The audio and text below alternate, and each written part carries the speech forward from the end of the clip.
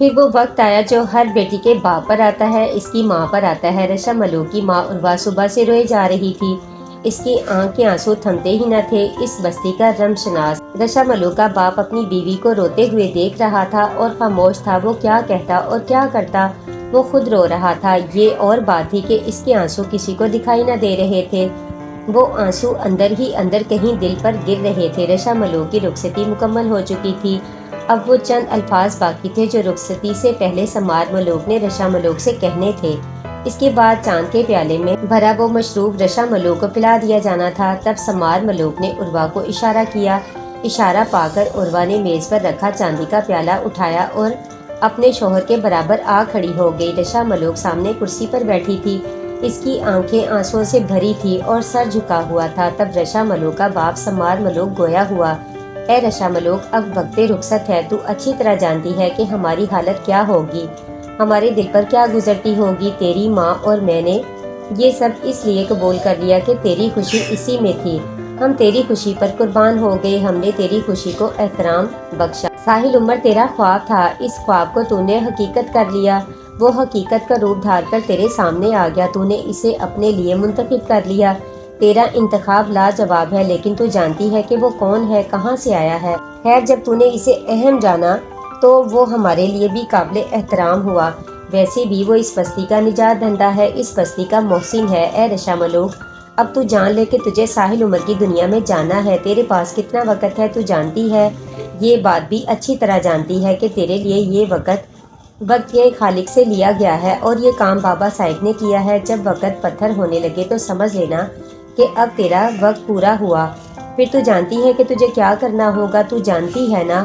ہاں بابا، جانتی ہوں، اچھی طرح جانتی ہوں، اس کی آواز میں لرزش تھی۔ بس پھر رشا ملوک، تو ہم سے رخصت ہو، وقت تیرا خامی ناصر ہو۔ سمار ملوک نے چاندی کا پیالہ اپنی بیوی عروہ سے لے لیا اور اسے رشا ملوک کی طرف بڑھاتے ہوئے بولا، لے، یہ پی لے، الوداع اے رشا ملوک، الوداع میرے باپ۔ رشا ملوک نے ڈبڈبائی آنکھوں سے سمار ملوک کو دیکھا، الوداع میری ماں۔ اس کے آنسو اب آنکھوں میں ٹھہر نہ سکے، روتے روتے اس نے وہ مشروب پیا اور پھر اٹھ کر اپنے بستر پر لیٹ گئی۔ بازگر نے رات ہی کو آگاہ کر دیا تھا کہ کل صبح ہی صبح آپ کا سفر شروع ہو جائے گا۔ ساحل عمر تیار ہو کر بیٹھا تھا اور بازگر کا انتظار کر رہا تھا۔ کچھ دیر بعد دروازے پر دستک ہوئی، دروازہ اندر سے بند نہ تھا۔ اس نے بلند آواز میں کہا، کون ہے، آ جاؤ۔ جب دروازہ کھلا تو اسے دروازے پر عروہ نظر آئی، اس کے ہاتھ میں ایک چاندی کا پیالہ تھا۔ عروہ کے پیچھے سمار ملوک تھا اور سمار ملوک کے بعد بازگر نظر آیا۔ ساحل عمر عروہ کو دیکھ کر فوراً احتراماً کھڑا ہو گیا۔ سمار ملوک نے نزدیک آ کر اسے بیٹھنے کا اشارہ کیا۔ ساحل عمر دوبارہ کرسی پر بیٹھ گیا۔ سمار ملوک اور عروہ برابر برابر اس کے سامنے کھڑے ہو گئے، جبکہ بازگر ان دونوں کے پیچھے کھڑا ہو گیا۔ اے ساحل عمر، تمہارے جانے کی تیاریاں مکمل ہیں، رشا ملوک تمہاری منتظر ہے۔ مجھے تم سے زیادہ کچھ نہیں کہنا، بس اتنا کہوں گا کہ رشا ملوک کا خیال رکھنا، وہ دور دیس جا رہی ہے اور وہاں تمہارے سوا اس کا کوئی اور نہیں۔ اس بستی کا بچہ بچہ تمہارا احسان مند ہے، یہاں کے لوگ تمہیں کبھی نہ بھول پائیں گے، ہمارا تو ذکر ہی کیا، تم تو ہمارے دل میں بس گئے ہو اور ہمیشہ بسے رہو گے۔ پھر سمار ملوک عروہ سے مخاطب ہو کر بولا، لاؤ یہ پیالہ مجھے دو۔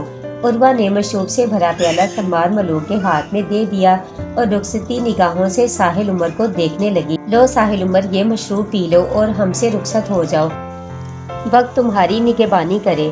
ساحل عمر نے ہاتھ بڑھا کر وہ پیالہ سمار ملوک سے لے لیا اور پیالے میں بھرے مشروب کو غور سے دیکھنے لگا۔ وہ سرخ رنگ کا نہایت خوشبودار مشروب تھا۔ اس نے خاموشی سے اس پیالے کو ہونٹوں سے لگا لیا اور پھر تیزی سے مشروب اپنے حلق سے اتارنے لگا۔ الوداع اے ساحل عمر، الوداع، سمار ملوک نے بڑے رقت آمیز لہجے میں کہا۔ ساحل عمر نے اس الوداع کا جواب دینا چاہا، لیکن وہ باوجود کوشش کے کچھ بول نہ سکا۔ اس کی آنکھیں بند ہونے لگی۔ چند لمحوں بعد وہ اپنے ہوش سے بیگانہ ہو گیا اور اس سے پہلے کہ وہ کرسی سے لڑک کر فرش پر گرتا، بازگر نے بہت تیزی سے آگے بڑھ کر اسے سنبھال لیا۔ پھر بازگر نے اس کے بازو میں اپنی گردن ڈال کر اسے کرسی سے اٹھا لیا۔ سمار ملوک آگے بڑھا، دونوں نے مل کر اسے بآسانی بستر پر لٹا دیا۔ ساحل عمر اب مکمل بے ہوش ہو چکا تھا۔ پھر جب ساحل عمر کو ہوش آیا تو اس نے خود کو ایک خیمے میں پایا۔ اس نے اچھی طرح آنکھیں کھول کر خیمے کا جائزہ لیا۔ یہ وہی خیمہ تھا جس میں جھیل سیف الملوک کے کنارے اس نے رات گزاری تھی۔ خوبصورت چاندنی رات، جھیل پر رشا ملوک کی آمد، اسے سب کچھ یاد آ گیا۔ اس رات جب وہ چاندنی رات میں ٹہل ٹہل کر تھک گیا اور چاندنی بے نور ہونے لگی تو وہ خیمے میں آ کر لیٹ گیا تھا۔ 2 کمبل اوڑھ کر جب اس نے آسودگی سے پاؤں پھیلائے تو پھر نیند نے اسے آغوش میں لیتے دیر نہ کی۔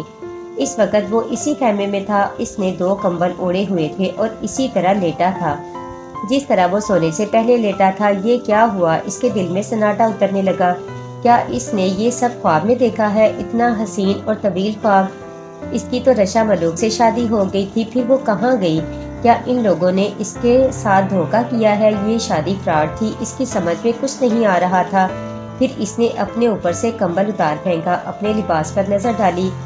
یہ تو وہی لباس تھا جو اس نے شادی کی رات پہنا تھا۔ اگر یہ سب خواب تھا تو پھر لیٹے لیٹے لباس کس طرح تبدیل ہو گیا؟ تب اس کی نظر گلے میں پڑی اس انگوٹھی پر پڑی جو سمار ملوک نے شادی کی رات اسے بخشی تھی۔ اس نے تو اسے اپنی خاندانی تلوار بھی دی جسے وہ مقدس تلوار کہتا تھا۔ وہ اس تلوار سے اس نے رائن کا خاتمہ کیا تھا۔ تب اسے فوراً ہی تلوار کا دستہ نظر آیا۔ اس نے کمبل ہٹایا، تلوار بستر پر اس کے پہلو میں موجود تھی۔ اب اس نے سوچا کہ تلوار موجود ہے، گلے میں انگوٹھی پڑی ہے، جسم پر شادی والا لباس موجود ہے، تو پھر یہ خواب نہیں ہو سکتا۔ اگر یہ خواب نہیں ہے تو پھر رشا ملوک کہاں ہے؟ کیا سمار ملوک نے رشا کو روک کر اسے دھکا دلوا دیا، اسے خیمے میں لا ڈالا؟ کیا یہ سب دھوکہ ہے؟ لیکن یہ تو بدعہدی ہے، وہ لوگ ایسے نہ تھے۔ اسے خیمے سے باہر نکل کر دیکھنا چاہیے کہ باہر کیا جگہ ہے، اس کا خیمہ کہاں نصب ہے۔ اس خیال کے آتے ہی وہ گھٹنوں کے بل چلتا خیمے کے پردے کے نزدیک آ گیا۔ اس نے جوتے پہن کر خیمے کی ڈوریاں کھولی اور پھر تیزی سے باہر آ گیا۔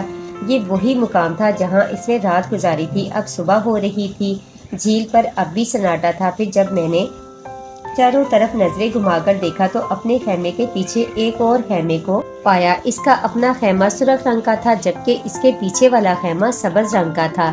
اس خیمے میں کون ہے؟ اس کے دل میں خوشی سی جاگی۔ وہ دوڑ کر اپنے خیمے کے پیچھے گیا۔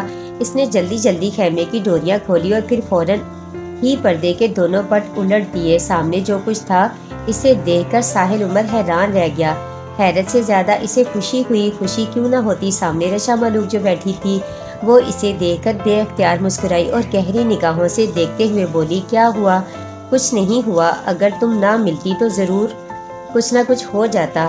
وہ گردن ہلا کر بولا، کیا ہو جاتا؟ وہ خیمے سے باہر نکلتے ہوئے بولی، میں پاگل ہو جاتا۔ ساحل عمر اس کا ہاتھ پکڑتے ہوئے بولا، واقعی آپ میرے لیے پاگل ہو جاتے؟ رشا ملوک خوشگوار حیرت سے بولی، جیسے اسے یقین نہ آیا ہو۔ ہاں واقعی، اس میں اتنی حیرت کی کیا بات ہے؟ اتنی محبت کرتے ہیں مجھ سے؟ اس نے جیسے تصدیق چاہی۔ یہ بھی کوئی پوچھنے کی بات ہے؟ اس نے کہا، ہاں کیوں نہیں، یہ پوچھنے کی بات بھی ہے اور کہنے کی بات بھی ہے۔ گویا میں یہ کہوں کہ مجھے تم سے پیار ہے۔ ہاں، کہیں ایسا سننا اچھا لگتا ہے اور کہنا اس سے؟ اس نے پوچھا، کہنے سے زیادہ سننا اچھا لگتا ہے۔ اس کی آنکھوں میں شرم اترنے لگی، اس کی آنکھیں جھکنے لگی۔ اور اگر سامنے والا بھی یہی چاہے تو میں اسے ایسا سناؤں گی کہ زندگی بھر یاد رکھے گا۔ اس کے لہجے میں شرارت تھی۔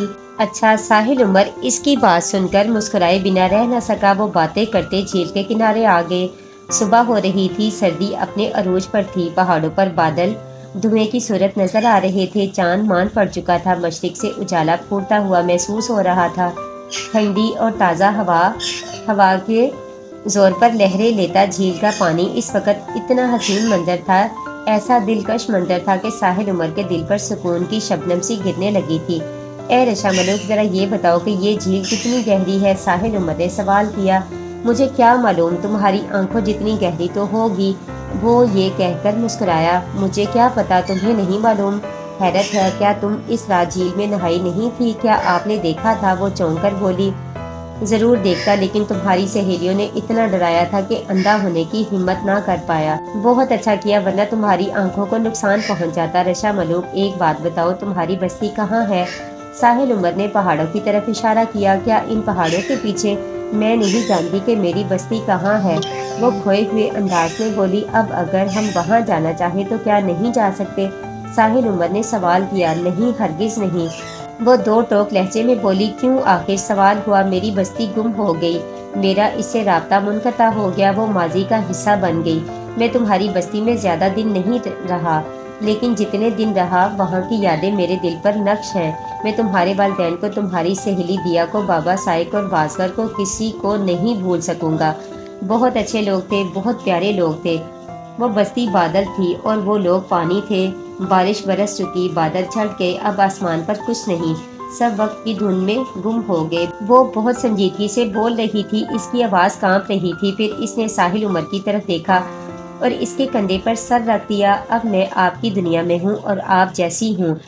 اور پھر سامان سمیٹو، چلو یہاں سے، تمہاری دنیا، تمہارا گھر تمہیں آواز دے رہا ہے۔ ہاں چلے، رشا ملوک نے خوشی بھرے لہجے میں کہا۔ جھیل سیف الملوک سے انہوں نے ناران تک کا سفر کیا۔ ایک رات ناران میں رہے، دوسرے دن کاغان پہنچے۔ ایک رات وہاں قیام کیا، پھر راستے میں جو قاتل دید مقامات آتے گئے ان کی سیر کرتے ہوئے مری کا رخ کیا۔ ناران اور جھیل سیف الملوک دیکھنے کے بعد میری آنکھوں میں بالکل نہ جچی، یوں لگا جیسے کسی سرسبز وادی سے نکل کر اجاڑ جگہ پر آ گئے ہوں۔ وہاں ایک رات سے زیادہ قیام نہ کیا اور دوسرے دن مری سے اسلام آباد پہنچے۔ پورا دن گھوم پھر کر رات پنڈی کے ایک ہوٹل میں قیام کیا اور دوسرے دن ٹرین میں سوار ہو کر کراچی کی طرف ہو گئے۔ جوں جوں کراچی نزدیک آتا جا رہا تھا، ساحل عمر کا دل جوش اور ولولے سے بھرتا جا رہا تھا۔ اپنے شہر سے نکلے ہوئے اسے کافی عرصہ ہو چکا تھا، جانے اماں کا کیا حال ہوگا، وہ اس کی شدت سے منتظر ہوں گی۔ واپسی کے سفر میں اس نے کئی بار سوچا بھی کہ گھر فون کر کے اماں کو مطلع کر دے کہ وہ کراچی پہنچ رہا ہے، لیکن پھر کچھ سوچ کر رہ جاتا۔ اچانک پہنچنے میں جو بات ہے وہ مطلع کر کے پہنچنے میں کہاں؟ اماں کے لیے تو وہ دوہری خوشی لے کر جا رہا تھا۔ وہ تو خود جا رہا تھا، دوسرے اپنے ساتھ ایک ایسی ہستی کو لے جا رہا تھا جس کی آس میں وہ زندگی کی سانسیں گن رہی تھی۔ وہ رشا ملوک کو دلہن کے روپ میں دیکھیں گی تو کس قدر خوش ہوں گی، کہیں ایسا نہ ہو کہ وہ خوشی سے مر ہی جائیں۔ ساحل عمر انہیں خوش تو دیکھنا چاہتا تھا لیکن مارنا نہیں چاہتا تھا۔ وہ چاہتا تھا کہ اماں رشا ملوک کے ساتھ ایک طویل عرصے تک رہیں۔ بالآخر ٹرین دھیمی ہونے لگی، کراچی آ گیا تھا۔ ساحل عمر جلدی سے اٹھ کر کھڑا ہو گیا اور تیزی سے سامان سمیٹنے لگا۔ رشا ملوک اسے حیرت سے دیکھنے لگی تو وہ بولا، رشا ملوک شہر آ گیا؟ اس کے لہجے میں بے پناہ خوشی تھی۔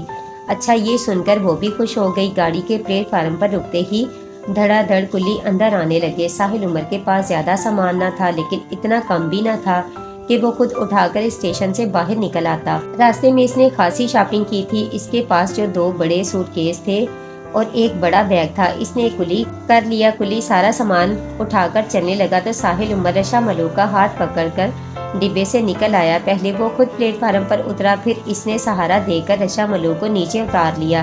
پھر وہ ساتھ ساتھ چلنے لگے۔ جب وہ کراچی کینٹ کے گیٹ کی سیڑھیاں اتر رہے تھے تو سامنے ذرا فاصلے پر واسم ایک ٹیکسی میں ابھی سوار ہوا تھا۔ ٹیکسی چلنے ہی والی تھی کہ اچانک اس کی نظر ساحل عمر پر پڑی۔ وہ بری طرح چونک گیا، اس کے جسم میں زبردست بجلی کا سا جھٹکا لگا۔ اس نے ٹیکسی والے کا ہاتھ پکڑ کر اسے رکنے کا اشارہ کیا۔ اس کی نظریں سامنے جمی ہوئی تھی، وہ بہت غور سے ساحل عمر کو دیکھ رہا تھا۔ ساحل عمر اکیلا نہ تھا، اس کے ساتھ ایک بے حد حسین لڑکی بھی تھی۔ صاف پتہ لگ رہا تھا کہ وہ ساحل عمر کی بیوی ہے۔ اس نے شادی کر لی تھی اور اس وقت شاید وہ ہنی مون منا کر واپس آ رہے تھے۔ ساحل عمر کو دیکھ کر واسم جیسے جی اٹھا تھا، اس کا رواں خوشی سے سرشار تھا۔ آج صبح اس کے ہاتھ زبردست خبر لگ گئی تھی، وہ برکھا کو یہ خبر سنا کر اسے خوش کر دے گا۔ وہ ٹیکسی میں بیٹھا اس وقت تک ساحل عمر اور رشا ملوک کو دیکھتا رہا جب تک وہ ٹیکسی میں بیٹھ کر اس کے سامنے سے گزر نہیں گئے۔ ان کے جانے کے بعد واسم اپنی ٹیکسی والے سے بولا، چلو استاد صاحب جی، کہاں؟ کیا اس ٹیکسی کے پیچھے جانا ہے؟ ٹیکسی والے نے واسم کو مسکرا کر دیکھا۔ او بڑے استاد ہو، تم نے اندازہ لگا لیا کہ میں نے تمہیں کیوں روکا؟ واسم نے کہا، سر جی ہم بھی اسی شہر میں رہتے ہیں، دن رات ہر طرح کے بندوں سے واسطہ پڑتا ہے۔ وہ بڑے فخریہ انداز میں بولا، اچھا اب جلدی نکلو، تم یہاں سے گارڈن ایسٹ چلو۔ سر جی ابھی تو آپ رام سوامی جا رہے تھے، اب نہیں جا رہا۔ واسم نے بات ختم کرنے کے انداز میں اس کی طرف فیصلہ کن نگاہوں سے دیکھا۔ ٹھیک ہے، جیسے آپ کی مرضی، ہمارے لیے دونوں جگہ ایک سی ہیں۔ یہ کہہ کر اس نے ٹیکسی سٹارٹ کر دی اور پھر انگلش گانوں کا کیسٹ لگا کر مزے سے ڈرائیونگ کرنے لگا۔ وہ ٹیکسی والا اپنے کلیے اپنے چہرے مہرے سے قطعاً پڑھا لکھا نہ لگتا تھا، لیکن گانے وہ انگلش سن رہا تھا۔ واسم کی سمجھ میں یہ راز نہ آیا۔ اس نے سوچا اس سے پوچھے کہ وہ کیا اس گانے کے بول سمجھ رہا ہے۔ پھر وہ یہ سوچ کر سوال کرنے سے باز رہا کہ یہ اس کا ذاتی معاملہ ہے، وہ جو مرضی آئے سنے، وہ اس پر اعتراض کرنے والا کون؟ برکھا کے بنگلے پر گاڑی رکوا کر اس نے کرایہ کی ادائیگی کی تو ٹیکسی والے نے پیسے لے کر کھڑکی سے باہر منہ نکالا اور بڑی سنجیدگی سے بولا، سر جی آپ کو یہ کیسٹ کیسا لگا؟ یار میں انگلش تھوڑی بہت جانتا ہوں، یہ انگلش گانے تو میری بالکل سمجھ میں نہیں آتے۔ تو سر جی مجھے کون سی انگریزی آتی ہے، مجھے ان گانوں کا میوزک پسند ہے، بس اس لیے سنتا ہوں، وہ ہنس کر بولا۔ پھر اس نے اپنی گردن اندر کی، گاڑی سٹارٹ کی اور یہ جا وہ جا۔ واسم اس کی گاڑی کو حیرت سے دیکھتا رہ گیا، عجیب شخص تھا۔ پھر وہ برکھا کے بنگلے کی طرف متوجہ ہوا، گیٹ حسب معمول بند تھا۔ اس وقت دن کے 11 بج رہے تھے، ہوا ٹھنڈی تھی اور دھوپ میں زیادہ تیزی نہ تھی، موسم تبدیل ہو رہا تھا۔ واسم نے گیٹ کے نزدیک پہنچ کر اس کے درمیانی خلا سے اندر دیکھا، جہاں تک وہ دیکھ سکتا تھا وہاں تک اسے کوئی چیز نظر نہ آئی۔ تب اس نے کال بیل کے بٹن پر ہاتھ رکھا، اسے 3 مرتبہ وقفے وقفے سے بجایا۔ برکھا اپنے بیڈ پر براجمان تھی اور کسی سے ٹیلی فون پر محض گفتگو تھی۔ گھنٹی کی آواز سن کر اس نے ٹیلی فون ہولڈ کرایا اور پھر گیٹ کی طرف جانے کی بجائے ورشا کے کمرے کی طرف گئی۔ ورشا کے کمرے کا دروازہ کھلا تھا، وہ آرام سے لیٹی رسالہ پڑھ رہی تھی۔ ورشا ذرا دیکھو گیٹ پر کون ہے؟ وہ دروازے پر کھڑے ہو کر بولی، میں ٹیلی فون پر بات کر رہی ہوں۔ ٹھیک ہے ممی آپ بات کیجئے، میں دیکھتی ہوں۔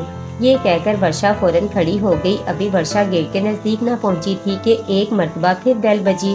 اس نے جلدی جلدی قدم بڑھائے اور پھر گیٹ کے نزدیک پہنچ کر گیٹ کے درمیانی خلا سے باہر جھانکا۔ سامنے ہی واسم کھڑا تھا۔ ورشا نے واسم کو دیکھ کر فوراً ہی گیٹ کھول دیا۔ گیٹ پر ورشا کو دیکھ کر اس نے ادب سے سلام کیا اور پھر پوچھا، برکھا جی ہیں؟ ہاں ہے، اپنے کمرے میں ہے، ورشا نے گیٹ بند کرتے ہوئے کہا۔ کیا میں وہاں چلا جاؤں؟ ہاں چلے جاؤ، وہ فون پر کسی سے بات کر رہی تھی، اب کر چکی ہوں گی۔ ٹھیک ہے، یہ کہہ کر واسم برکھا کے کمرے کی طرف بڑھ گیا اور ورشا اپنے کمرے کی طرف چلی گئی۔ واسم نے برکھا کے کمرے میں قدم رکھا تو وہ اس وقت ریسیور رکھ چکی تھی۔ واسم کو دیکھ کر چونکی، اس کے چہرے کو بغور دیکھا۔ واسم کا چہرہ غیر معمولی طور پر ٹمٹمایا ہوا تھا، اس کے چہرے سے خوشی پھوٹی پڑی تھی۔ واسم تو بہت خوش نظر آ رہا ہے۔ واسم تو بہت خوش ہے، خیر تو ہے؟ برکھا نے اسے گہری نظروں سے دیکھتے ہوئے کہا۔ برکھا جی بالکل خیر ہے، میں آپ کے لیے ایک زبردست خبر لے کر آیا ہوں۔ خبر سنا، خبر سنائے گا تو پتہ چلے گا کہ کیسی خبر ہے۔ برکھا جی ایسی خبر ہے کہ آپ سن کر مجھے انعام دیے بنا رہ نہ پائیں گی۔ اچھا خبر سناؤ، کہیں ایسا نہ ہو کہ الٹا تجھ کو جرمانہ پڑ جائے۔ برکھا نے ہنس کر کہا، سوال ہی نہیں پیدا ہوتا برکھا جی۔ وہ بڑے یقین سے بولا، میں اس وقت کینٹ اسٹیشن سے آ رہا ہوں، ایک دوست کے لیے سیٹ کروانے گیا تھا۔ جب میں واپسی کے لیے ٹیکسی میں بیٹھ چکا اور ٹیکسی چلنے ہی والی تھی کہ میری نظر ان پر پڑی۔ برکھا جی بس چند لمحوں کا فرق تھا، اگر میری ٹیکسی آگے بڑھ گئی ہوتی تو میں کتنی بڑی خبر سے محروم ہو جاتا۔ جانتی ہیں برکھا جی میں نے اسٹیشن پر کس کو دیکھا؟ واسم بس اب بہت ہو گئی، اب تو راست پر آ جا، سیدھی طرح خبر سنا، کون تھا وہ؟ ساحل عمر۔ واسم نے بڑی آہستگی سے اس کا نام لیا۔ کون؟ کیا کہا؟ برکھا کے جسم میں جیسے بجلی سی بھر گئی، وہ بستر پر فوراً سیدھی ہو کر بیٹھ گئی۔ واسم تو نے کس کو دیکھا؟ ساحل عمر صاحب کو۔ واسم نے پرزور لہجے میں ساحل کا نام دہرایا۔ تب برکھا بیڈ سے اتر کر اس کے نزدیک آ گئی اور اپنے زور زور سے دھڑکتے دل پر قابو پاتے ہوئے بولی، واسم کیا تو ٹھیک کہہ رہا ہے؟ تجھے کوئی دھوکہ تو نہیں ہوا؟ نہیں برکھا جی، میری آنکھوں نے جو دیکھا وہ صحیح دیکھا، وہ ساحل عمر ہی تھے اور وہ اکیلے نہ تھے۔ کون تھا اس کے ساتھ؟ ان کے ساتھ ایک بے حد حسین لڑکی تھی، جیسے کوئی ابلا پری۔ جس انداز سے وہ ان کے ساتھ چل رہی تھی، اس سے ظاہر ہوتا تھا جیسے وہ ان کی بیوی ہے۔ اوہ، ساحل عمر نے شادی کر لی۔ برکھا پر جیسے بجلی گر پڑی۔ واسم یہ تو بہت برا ہوا، جتنی خوشی ساحل عمر کی آمد کی خبر کی سن کر ہوئی تھی، اتنی ہی تکلیف اس کی شادی کی خبر سن کر ہوئی۔ واسم تو نہیں جانتا کہ یہ کتنی بری خبر ہے، اس خبر نے میری ساری امیدوں پر پانی پھیر دیا۔ برکھا جی یہ تو بہت برا ہوا۔ واسم کا منہ لٹک گیا۔ اس میں تیرا کیا دوش؟ اچھا بتا کہ کیا تیری ورشا سے کوئی بات ہوئی؟ نہیں برکھا جی، میں نے انہیں کچھ نہیں بتایا۔ بس پھر اب تو جا اور میری کال کا انتظار کر۔ ٹھیک ہے برکھا جی، میں جاتا ہوں۔ یہ کہہ کر وہ مڑا اور بوجھل قدموں سے دروازے سے نکل گیا۔ اس کے جانے کے بعد بھی وہ گمسم کھڑی رہی۔ اس خبر نے اسے اندر سے ہلا کر رکھ دیا تھا۔ پھر اس نے سوچا ممکن ہے یہ خبر غلط ہو، یہ ضروری تو نہیں کہ اس کے ساتھ آنے والی لڑکی اس کی بیوی ہی ہو، یہ اچانک وہ شادی کہاں سے کر لایا؟ پھر وہ رشا کے کمرے کی طرف چل دی، اس کی ٹانگیں لرز رہی تھی اور دماغ میں آندیاں سی چل رہی تھی۔ ساحل عمر نے اپنے گھر کے سامنے پہنچ کر ٹیکسی روکنے کا اشارہ کیا۔ ٹیکسی سے اترتے ہوئے اس کے دل کی دھڑکن اچانک تیز ہو گئی۔ وہ رشا ملوک سے مخاطب ہو کر بولا، آؤ رشا ملوک، اترو، تمہارا گھر آ گیا میرا گھر، وہ بے اختیار خوش ہو کر بولی اور پھر فوراً ہی ٹیکسی سے اتر آئی۔ ساحل عمر نے ٹیکسی سے سامان اتار کر گیٹ پر رکھا، ٹیکسی کا کرایہ ادا کر کے ٹیکسی والے کا شکریہ ادا کیا۔ ٹیکسی کے اسٹارٹ ہوتے ہی اس نے کال بیل کے بٹن کو اپنے مخصوص انداز میں دبایا اور ذرا سا پیچھے ہٹ کر کھڑا ہو گیا۔ گھر پر سناٹا چھایا ہوا تھا، یوں محسوس ہوتا تھا جیسے گھر میں کوئی نہیں۔ گھر میں مرجینا موجود تھی، وہ اس وقت کچن کی صفائی میں مصروف تھی۔ گھر کی گھنٹی ایک مخصوص انداز میں بجتے سن کر وہ ایک دم چونک اٹھی۔ برتن چھوڑ کر اس نے فوراً اپنے ہاتھ دھوئے اور دوپٹے سے پوچھتی گھر سے باہر نکل آئی۔ اتنی دیر میں گھنٹی ایک بار اور بج اٹھی۔ مرجینا دوڑتی ہوئی گیٹ تک پہنچی، اس نے جلدی جلدی گیٹ کھولا اور پھر وہ گیٹ پر ساحل کو کھڑا دیکھ کر مسرت سے چیخ اٹھی۔ ساحل عمر اسے دیکھ کر مسکرا رہا تھا۔ صاحب جی آپ؟ ہاں میں، ساحل عمر نے اسے دیکھتے ہوئے کہا۔ پھر وہ مڑ کر رشا ملوک سے مخاطب ہوا، رشا ملوک، یہ مرجینا ہے، میں تمہیں اس کے بارے میں بتا چکا ہوں، اس نے ہمارا گھر سنبھالا ہوا ہے۔ رشا ملوک نے بڑی دلچسپی سے مرجینا کو دیکھا اور اسے دیکھ کر نرمی سے مسکرائی۔ اب مرجینا نے رشا ملوک کی طرف توجہ کی اور جھجکتے ہوئے انگلی سے اشارہ کر کے بولی، صاحب جی یہ مرجینا، پہچانو یہ کون ہے؟ میں نے پہچان لیا تو اچھا کیا، ہمیں اندر آنے کا راستہ دو دوست، ساحل عمر گیٹ میں داخل ہوتے ہوئے بولا۔ پھر اس نے سامان اٹھا کر گیٹ کے اندر رکھا۔ مرجینا نے گیٹ اندر سے بند کر دیا اور ساحل عمر سے مخاطب ہو کر بولی، صاحب جی آپ اندر چلے، میں سامان اٹھا کر لاتی ہوں۔ نہیں تم ہمارے ساتھ آؤ، سامان یہی رہنے دو، خاصا وزنی ہے، میں آ کر لے جاؤں گا۔ اچھا یہ بتاؤ اماں کہاں ہے؟ ساحل عمر نے آگے بڑھتے ہوئے پوچھا، کیا انہوں نے میری گھنٹی کی آواز نہیں سنی؟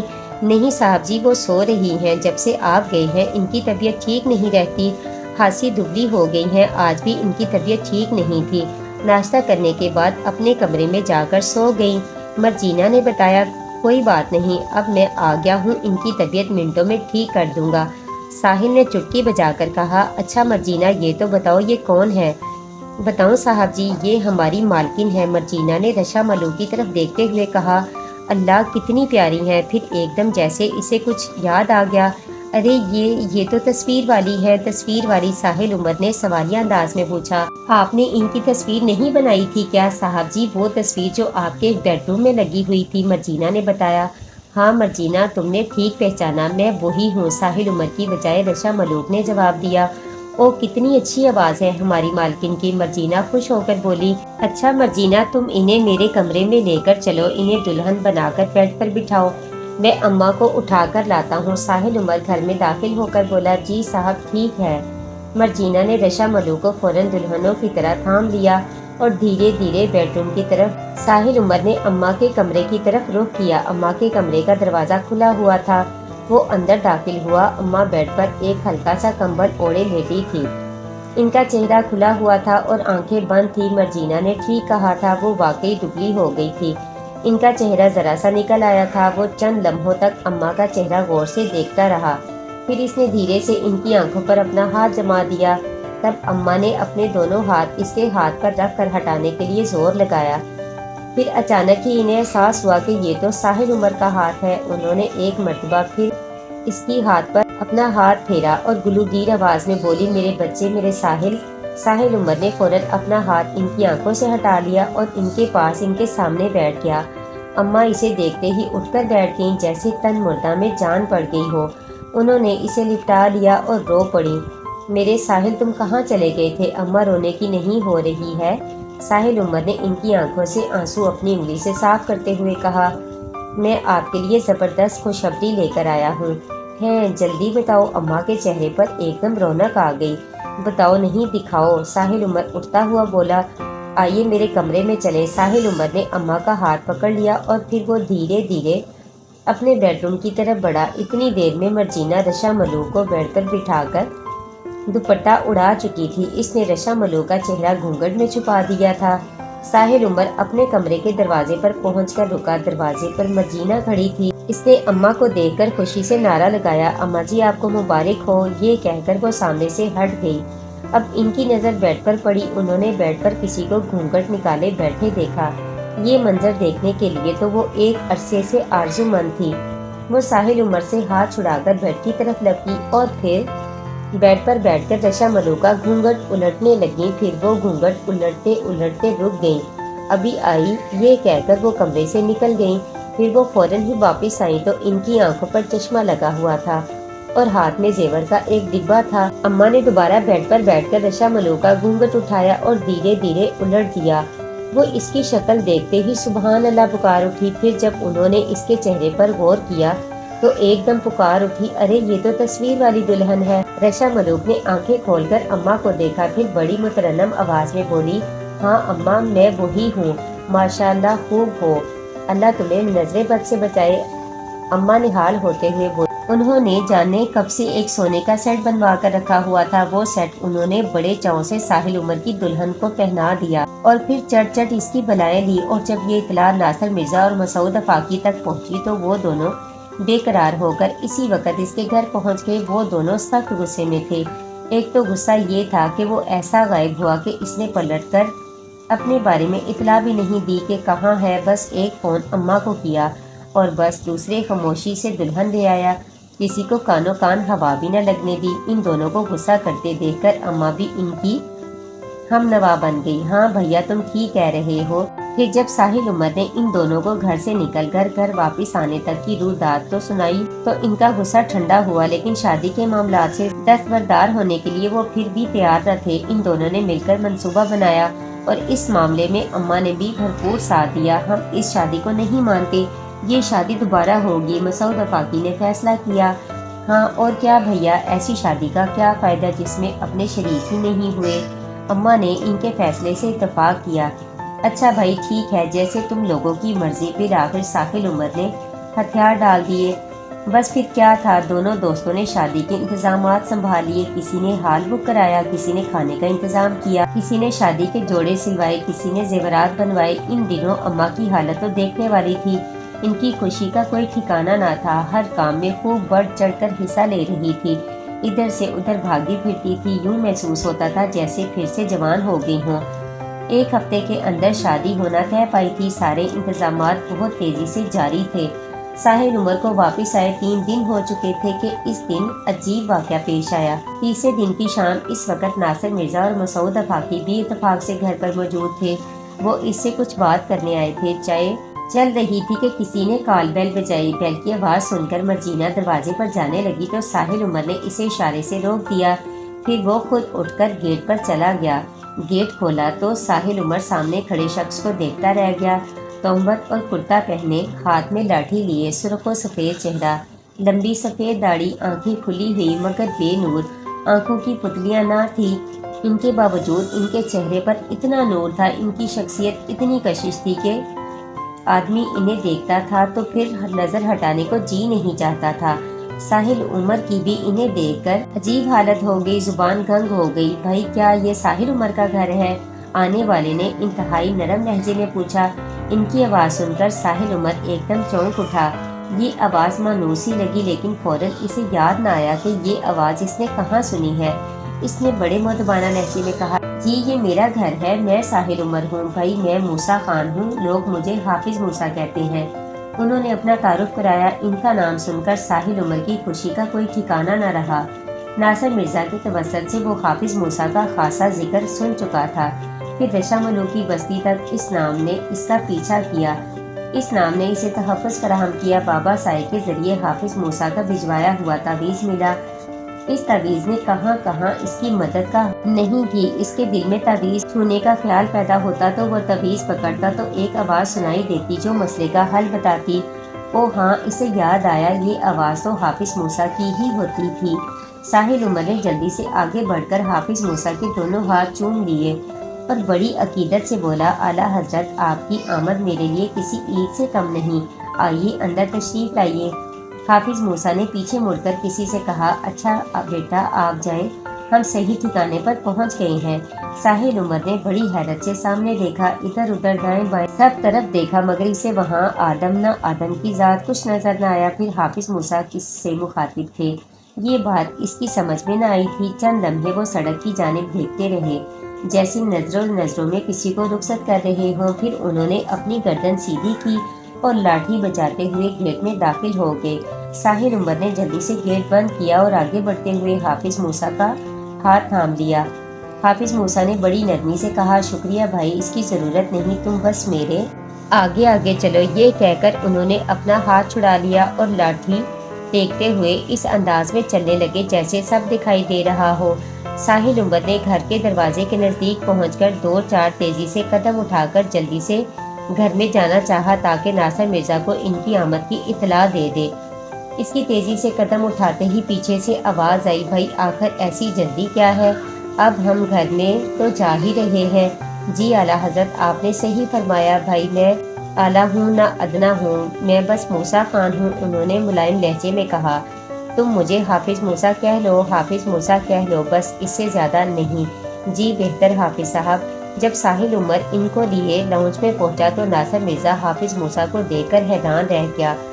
वो एकदम उछलकर खड़ा हो गया और लपक कर इनके नजदीक पहुंचा। हाफिज साहब आप, अच्छा यहाँ नासिर मिर्जा भी विराजमान है, उन्होंने नासिर मिर्जा की आवाज पहचान कर कहा। नासिर मिर्जा ने इनकी लाठी वाला हाथ पकड़कर एक सोफे पर बिठाया और खुद कलीन पर इनके कदमों में बैठ गया। तो हाफिज मूसा गोया हुए, नासिर मिर्जा क्या यहाँ सोफों की कमी है? नहीं हाफिज साहब, यहाँ बैठने की बहुत जगह है। फिर वो इनका मतलब समझकर इनके नज़दीक ही दूसरे सोफे पर बैठ गया। मसूद अफाकी इन्हें बड़े गौर से देख रहा था। इनके बारे में इसने नासिर मिर्जा की जुबानी बहुत कुछ सुन रखा था। अब अपनी आंखों से देखा तो वो इसे किसी और दुनिया की मखलूक महसूस हुए। भाई हम यहाँ अपनी अमानत वापस लेने आए हैं, हाफिज मूसा ने कहा। इनकी बात किसी की समझ में न आई। साहिल उमर ने नासिर मिर्जा को देखा। नासिर मिर्जा ने आंखों ही आंखों में साहिल उमर से सवाल किया। मसूद अफाकी ने बारी बारी दोनों की तरफ देखा। हर एक नज़र में सवाल था जो जवाब किसी के पास न था। साहिल उमर हाफिज मूसा बराह रास्त साहिल उमर से मुखातिब हुए। बाबा साइक ने हमारे नाम से तुम्हें कुछ दिया था? जी हाफिज साहब, दिया था। साहिल उमर को फौरन वो तवीज़ याद आ गया जो अब भी इसके गले में पड़ा था। बस भाई हम वही लेने आए हैं, हाफिज मूसा बोले। फिर थोड़ी से तौक़ुफ़ के बाद नासिर मिर्जा को मुखातिब किया। नासिर मिर्जा, तुम साहिल उमर के गले से वो तवीज़ उतार कर हमारे गले में डाल दो। जी बहुत बेहतर। नासिर मिर्जा फौरन उठा, साहिल उमर के नज़दीक पहुंचा, इसके गले से तवीज़ निकाल कर हाफिज मूसा के गले में डाल दिया। उन्होंने इस तवीज़ को छूकर देखा और बेइख्तियार मुस्कुराए। नासिर मिर्जा को एहसास हुआ जैसे वो कुछ बोलेंगे, लेकिन वो कुछ न बोले।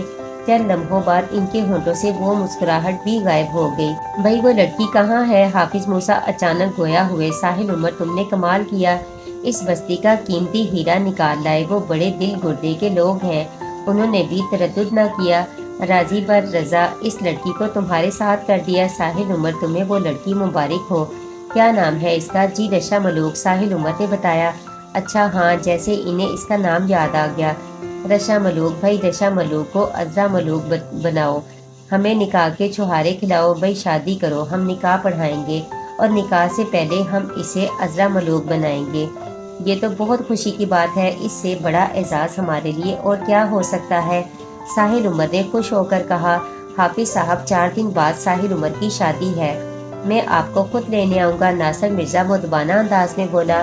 भाई हमें ढोल ढमकों से क्या लेना, हम तो अभी आ गए हैं। इसे अज़रा बनाएंगे, दोनों का निकाह पढ़ाएंगे, छुहारे खाएंगे और अपने घर का रास्ता लेंगे। हाफिज मूसा ने अपना सारा प्रोग्राम बता दिया। हाफिज साहब, इससे अच्छी बात और क्या हो सकती है? आप तशरीफ रखें, मैं अभी छुहारों का इंतज़ाम करता हूँ। ये कहकर नासिर मिर्जा उठने लगा। अरे भाई नासिर, इतना वक़्त हमारे पास कहाँ, अब तुम कहाँ छुहारे लेने जाओगे? हमारी जेब में छुहारे पड़े हैं, लो ज़रा आओ यहाँ से निकाल लो। हाफिज मूसा ने अपने कुर्ते की जेब को हाथ से खोलते हुए कहा। नासिर फौरन उठा, इनकी जेब में हाथ डाला तो छुहारों से मुट्ठी भर गई। इसने मुट्ठी भरकर निकाल कर मसूद अफाकी को इशारा किया। वो इसके नज़दीक आकर खड़ा हो गया और अपनी कमीज़ का दामन फैला दिया। नासिर मिर्जा ने अपनी भरी हुई मुट्ठी इसके फैले हुए दामन में खोल दी। अब दामन फैलाया है तो हमें शर्मिंदगी से बचाओ और निकाल लो छुहारे। حافظ موسیٰ نے بدستور اپنی جیب چوڑی کیے ہوئے کہا۔ ناصر مرزا کے ہاتھ موقع آ گیا، وہ مٹھی بھر بھر کر چھہارے نکال کر مسعود آفاقی کے دامن میں ڈالنے لگا، یہاں تک کہ اس کا دامن چھہاروں سے بھر گیا۔ اتنی دیر میں ساحل عمر ایک ٹرے کچن سے لے آیا، اس طرح وہ چھہارے ٹرے میں منتقل کر دیے گئے۔ سب حیران تھے کہ اتنی سی جیب سے اتنے ڈھیر سارے چھہارے کیسے نکل آئے۔ پھر حافظ موسیٰ نے ایک سفید چادر قالین پر بچھانے کے لیے کہا۔ ساحل عمر نے فوراً حکم کی تعمیل کی۔ جب سفید چادر قالین پر بچھ گئی تو حافظ موسیٰ صوفے سے نیچے اتر آئے۔ وہ آلتی پالتی مار کر اطمینان سے چادر پر بیٹھ گئے، پھر بولے، لاؤ بھائی لڑکی کو بلاؤ، وہ کہاں ہے، اسے کلمہ پڑھائیں، نکاح پڑھائیں اور اپنے گھر کو جائیں۔ جی اچھا۔ ساحل عمر یہ کہہ کر بیڈ روم کی جانب بڑھا کہ اتنے میں ٹیلی فون کی گھنٹی بجی۔ گھنٹی کی آواز سن کر حافظ موسیٰ کے کان کھڑے ہو گئے، ان کا چہرہ ایک دم سرخ ہو گیا۔ ساحل عمر ٹیلی فون کا ریسیور اٹھانے ہی والا تھا کہ حافظ موسیٰ چیخ اٹھے، نہیں ریسیور نہ اٹھانا۔ حافظ موسیٰ کی آواز اس قدر درجدار تھی کہ ساحل عمر کا ہاتھ ریسیور پر جمع رہ گیا۔ اس نے بڑی حیرت سے حافظ موسیٰ کی طرف دیکھا، ان کا چہرہ ابھی تک غصے سے سرخ تھا۔ ٹیلی فون کی گھنٹی اب بھی بج رہی تھی، لیکن ساحل عمر ٹیلی فون سے دور ہو چکا تھا۔ 6-7 گھنٹیوں کے بعد ٹیلی فون خاموش ہو گیا، پورے گھر پر ایک سناٹا سا طاری تھا۔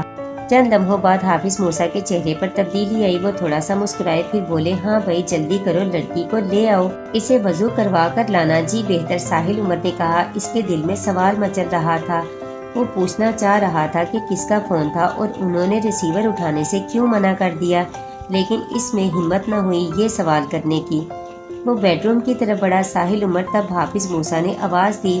ساحل عمر جاتے جاتے رک گیا اور دھیرے سے بولا، جی بھائی اس قدر بے قراری کیا ہے، اس کا فون دوبارہ آ جائے گا، میں یہ چاہتا ہوں کہ اس کے رابطے سے پہلے تمہارا بندھن مضبوط کر دوں۔ حافظ موسیٰ نے کہا، اسی میں تمہاری بھلائی ہے، جیسی آپ کی مرضی۔ ساحل عمر کی سمجھ میں نہ آیا کہ وہ کیا کہنا چاہ رہے تھے۔ بہرحال اس نے اس مسئلے کو پس پشت ڈالا اور کمرے میں چلا گیا۔ اس نے اماں کو ہدایت کی، اماں رشا ملوک کو وضو کروا کر لاؤنج میں لے آئے۔ چند منٹ کے بعد اماں رشا ملوک کو لے کر لاؤنج میں داخل ہوئی۔ اماں اور رشا ملوک دونوں نے حافظ موسیٰ کو سلام کیا۔ سلام کا جواب دے کر حافظ موسیٰ نے اپنے سامنے بیٹھنے کا اشارہ کیا۔ رشا ملوک ان کے سامنے ادب سے بیٹھ گئی، سر پر دوپٹہ تھا اور سر جھکا ہوا تھا۔ حافظ موسیٰ نے اچانک ادھر ادھر گردن گھمائی جیسے کسی کی آمد کا احساس ہوا ہو، پھر وہ گویا ہوئے، ساحل عمر گھر کا دروازہ کھول دو، ہوا آنے دو بھائی۔ حافظ موسیٰ دروازہ باہر کا کھولو یا اندر کا؟ ساحل عمر نے وضاحت چاہی۔ بھائی اندر کا دروازہ کھلنا زیادہ بہتر ہے، حافظ موسیٰ نے اپنے مخصوص انداز میں جواب دیا۔ ساحل عمر نے اپنے گھر کا مین دروازہ کھول دیا اور پھر ان کے پاس آ کر بیٹھ گیا۔ ہاں رشا ملوک۔ اب وہ رشا ملوک سے مخاطب ہوئے۔ اپنا نام سن کر رشا ملوک نے اپنی پلکیں اٹھائیں، ایک لمحے کو حافظ موسیٰ کو دیکھا اور پھر آنکھیں جھکا لیں۔ رشا ملوک، جو پوچھو اس کا جواب دیتی جاؤ، سوال کا جواب دینے میں تم مکمل طور پر آزاد ہو۔ حافظ موسیٰ نے کہا، میں یہ پوچھنا چاہتا ہوں، کیا تم اپنی مرضی سے ساحل عمر کے ساتھ آئی ہو؟ جی بالکل، رشا ملوک نے بلا جھجک جواب دیا۔ تم جانتی ہو کہ ساحل عمر کا مذہب کچھ اور ہے، تم لوگوں کا عقیدہ کچھ اور۔ میں جانتا ہوں کہ تم لوگ وقت کے ماننے والے ہو، ہمارے ہاں موت اور زندگی کا وقت مقرر ہے، نہ ایک لمحہ پہلے نہ ایک لمحہ بعد۔ وقت پر اللہ کی حکمرانی ہے، اس کی مرضی کے بغیر ایک پتہ بھی نہیں ہلتا۔ اس بستی میں جو ہوا سو ہوا، وہاں کا قانون کچھ اور ہے، یہاں کا قانون کچھ اور ہے۔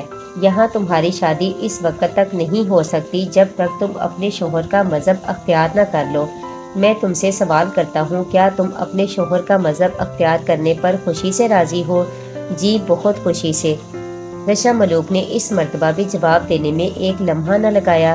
تمہارا نام بھی تبدیل ہوگا، تمہارا نیا نام عذرا ہوگا، چاہے عذرا ملوک چاہے عذرا ساحل، جو تمہیں پسند ہو۔ حافظ موسیٰ نے کہا، عذرا ساحل۔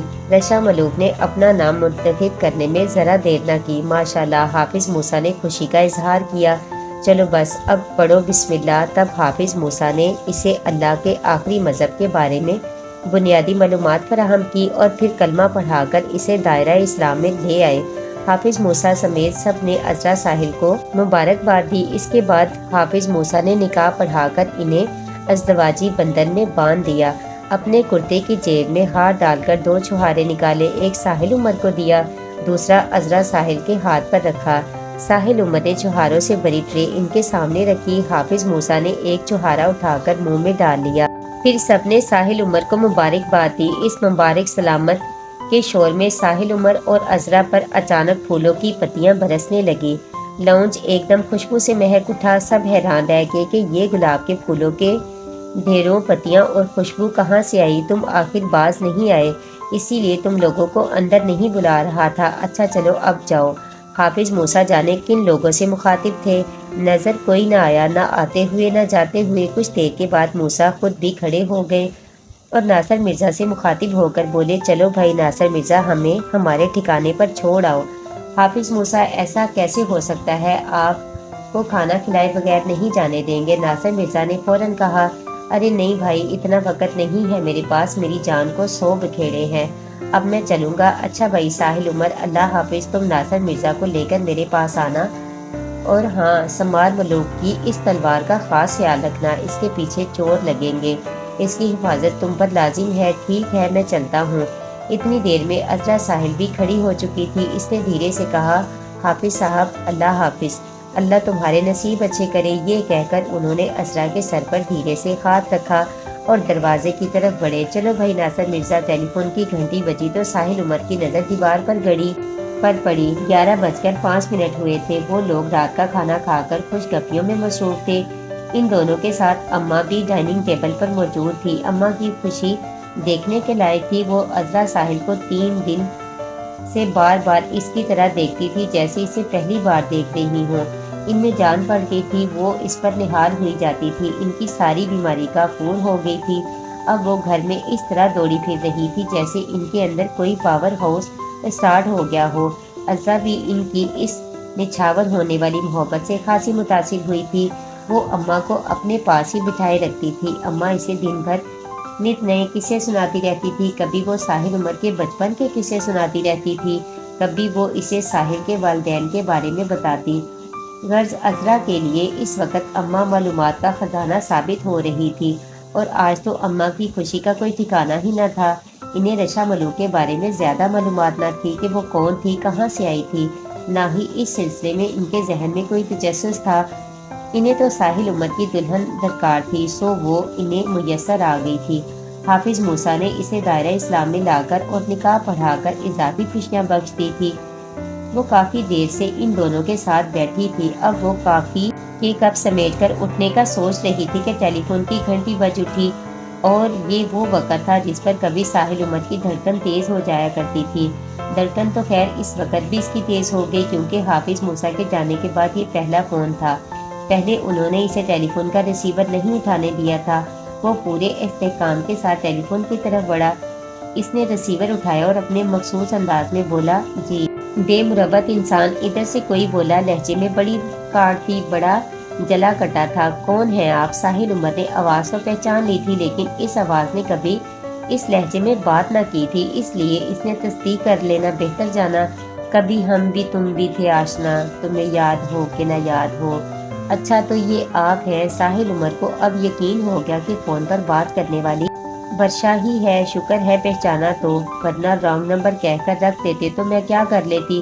ورشا نے بڑی چاہت سے کہا، سنو، میں نے شام کو بھی فون کیا تھا، کیا تم گھر پر نہ تھے؟ شام کو کس وقت؟ ساحل عمر نے سوال کیا۔